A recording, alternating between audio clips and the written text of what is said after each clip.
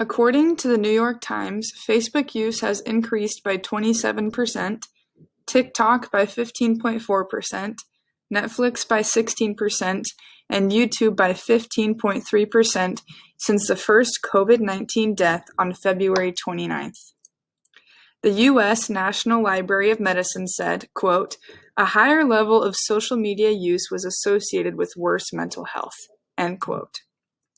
They explained that being exposed to more, quote, "disaster news," end quote, leads to increased depression levels.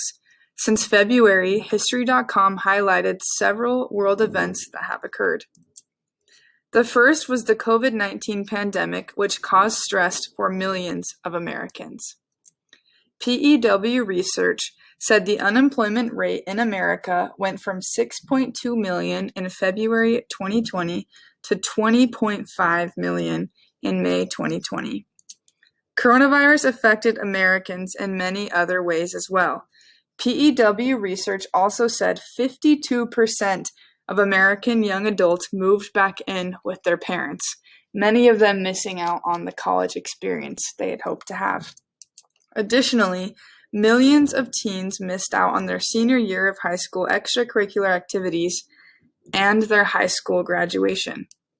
Besides the pandemic, the Black Lives Matter movement also significantly impacted many Americans.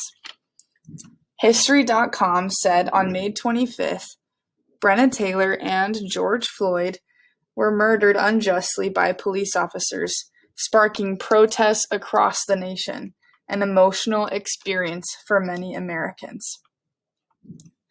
The contention in the 2020 election between Trump and Biden was another source of stress for Americans. With everything that happened in 2020, it's no wonder mental health is declining in many Americans. The Kaiser Family Foundation reported that almost 50% of Americans say COVID-19 has damaged their mental health. The Washington Post said an emergency hotline reported a 1,000% increase of callers in April 2020. The World Health Organization offers some tips for looking after mental health during these unprecedented times. They suggest staying informed, but also minimizing news feeds so as to not be overwhelmed.